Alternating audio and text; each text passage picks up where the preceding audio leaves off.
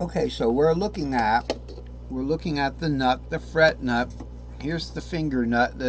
Okay, this is where your guitar is tuned.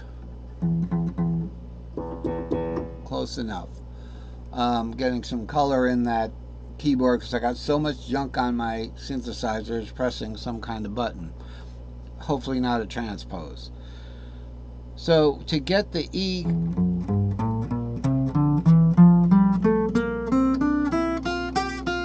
okay, we can't get, okay, that was an F. Now what if we want to do the same thing to an E? We can't get these notes down here.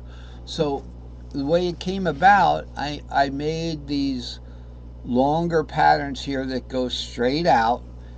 Okay, and I have had lots of classes on where these longer patterns actually came from.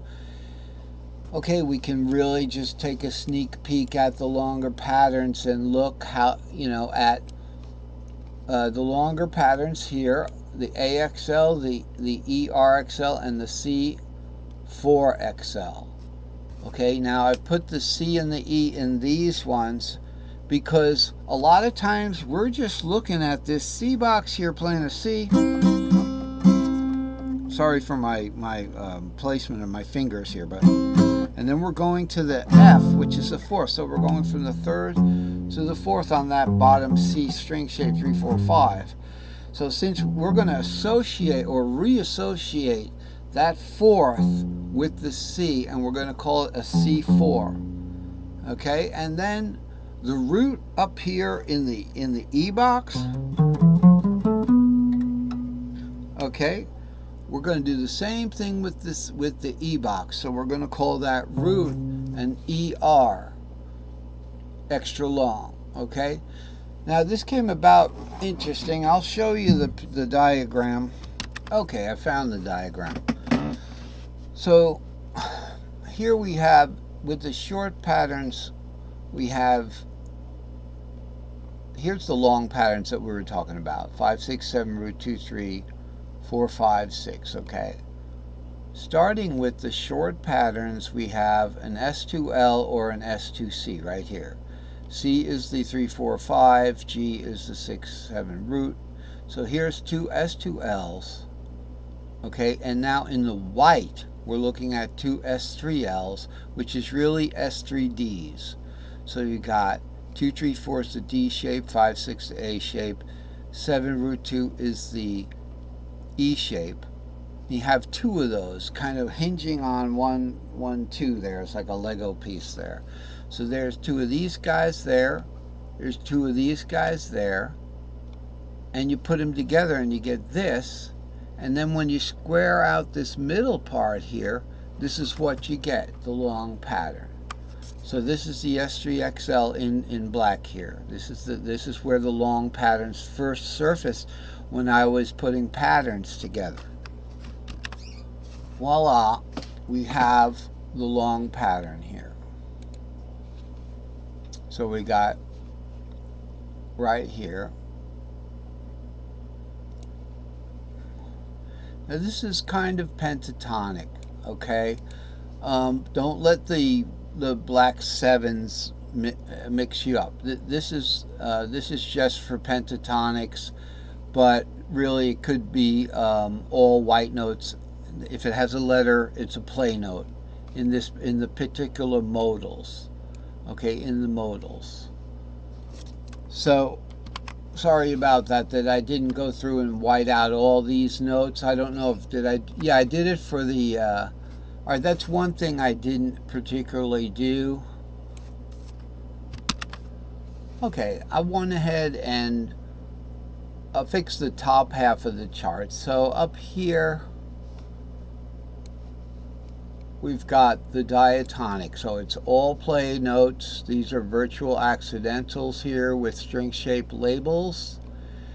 And below that we have just, I left the pentatonics because I'm short on time here. So let's look at the situation with the 7 string shapes, 7 modes. So when I first started looking at the extra long patterns, and a lot of you know, we did this so we could play them from the fret nut, because you can't play the short patterns from the fret nut except the G pentatonic and the C diatonic. Those are the only two short patterns you can play from the fret nut. Watch this. So the G would be G pentatonic, and the C down.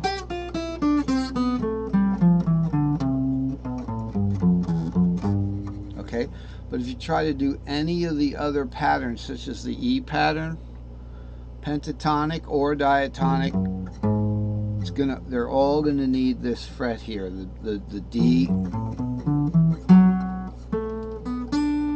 Okay, even the G diatonic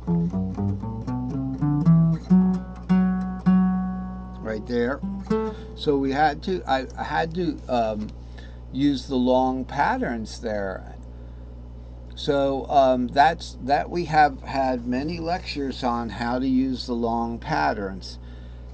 The blessing is, or the good luck, or oh, Magoo, I've done it again, that what we have here is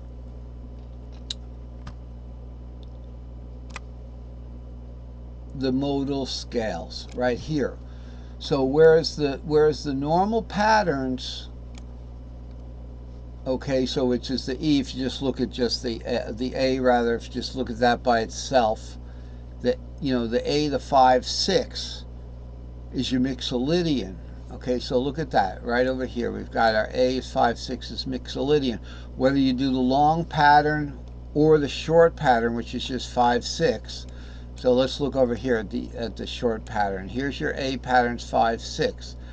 You start the pattern on that 5/6. In the short patterns, you're getting mixolydian, because mixolydian starts on the 5th and ends on the 5th and follows the root scale.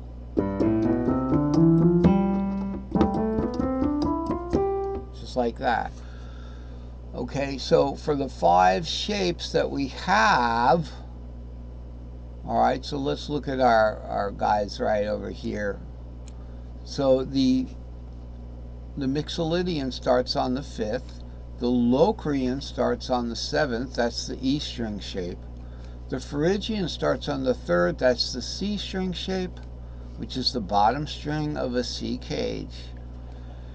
The Aeolian starts on the 6th in the 6/7 root G string shape, the bottom string. When I say bottom, I mean the low string, the bottom string of the G cage, 6/7 root.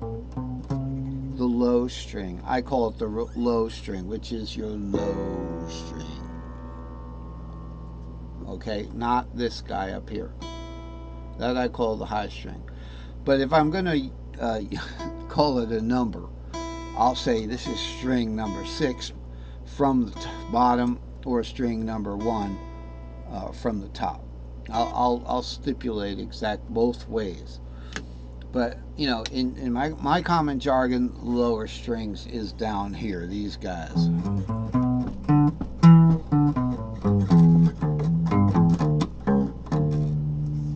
Okay, that's a lower string because the pitch is lower. So if we want to do a D shape, 2, 3, 4, we're looking at the Dorian.